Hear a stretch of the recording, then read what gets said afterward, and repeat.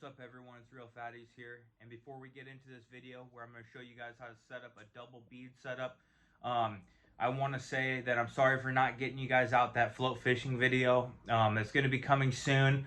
We just been getting hammered with lots and lots of orders, which is absolutely awesome. Thank you for all the love. But then other than that, it's been just raining, and it's really hard to get good footage for you guys when it's raining out here in the Pacific Northwest. But what I'm going to do is I'm going to show you guys how to set up a double bead setup for either underneath the float or bobber dogging. Either way, it works very effective. We're going to be using our new 8mm beads that are now on the website. I'll put the link in the description for where you can find the beads, bobber stops, where you can find our jigs, our jig heads with worm keepers, and we just keep adding more and more products to the website as we can. Alright, let's get into this video. Alrighty, first what I'm going to do is I'm going to start off with a hook. This is not a number 2, but I would use number 2 hooks. This is just for demonstration purposes. And what I would start off with is 10-pound line. Any sort of mono, 10-pound is great. And as the water gets clearer, you're going to want to drop it down.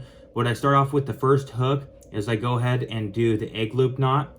If you guys are interested in learning how to tie the egg loop knot or the improved clench knot, those are the 2 knots that I'm going to be using in this video. I'll put the link in the description on how to tie those knots. There's a video that I've made on where I go through how to tie both of those knots. It's both in the same video. And so what I'm going to do is go ahead and get this tied up. And you guys can use number 2 or number 1, just whatever you prefer. It doesn't really matter. It's personal preference on the hook is how I've always felt. Some guys swear by bigger hooks, some guys swear by smaller hooks. Personally, I don't think it really matters a whole lot, except for in certain creeks and stuff like that. Make sure you guys always wet your knots when you're tying. Mono is known to burn on itself, so then you can weaken that knot. So I use the egg loop knot on this top one just because I like the way how it comes through the line, very clean like that. And then what we're going to go ahead and do is we're going to go ahead and grab our pink candy. This is our UV pink candy bead. You can find it on our website. The link is in the bio. Now I'm going to go ahead and feed that down the line. And then for this one, what I'm going to want to do is I'm going to grab these guys right here. These are bead stops. They're rubber. So then you're going to go ahead and feed that rubber bead stop through the bead. As you can see, it's going through there, and what it's doing is it's pinching that line tight in the bead. So what we're going to go ahead and do is pull it down like that till there's just a little bit hanging out, just right about right there. Then what I'm going to go ahead and do, I'm going to go ahead and grab my dikes, and I'm going to go ahead and snip that off right there.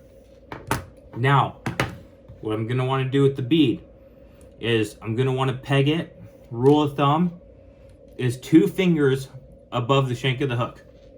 So I'm going to go ahead and pull it down. So it's about 2 fingers away from the shank of the hook. Now with this tag end right here, you're going to want to go ahead and cut that off. So now I'm going to go ahead and I've already tied the improved clench knot onto the bottom of this hook. And then this is about a 1-foot-long leader. And I'm going to first off take my blueberry Real Fatties 8mm bead. I'm going to go ahead and feed it on there. Now this one, I'm going to show you guys another way. If you guys don't have those little bobber stops, you can go ahead and use a toothpick. So you go ahead and shove that toothpick up in there. First, you kind of want to get the toothpick about where you want it to be, because the toothpick, once you get it in there, it's pretty tight. So then you go ahead and you can break off the toothpick, or you can snip it off, whatever you want. So there, it's pegged about 2 fingers above, a little bit over.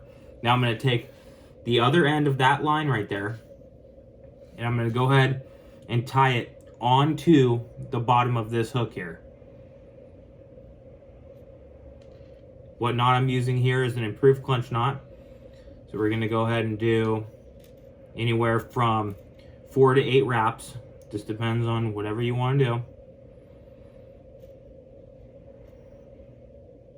I'm going to go ahead and loop it down in there. Bring it up. It's a little tricky because it wants to slip off of the hook.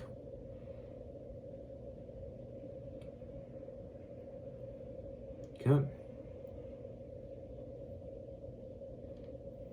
Here we go.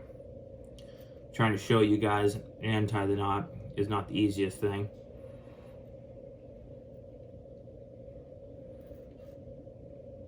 Okay. So we're going to go and wet that. So there you go.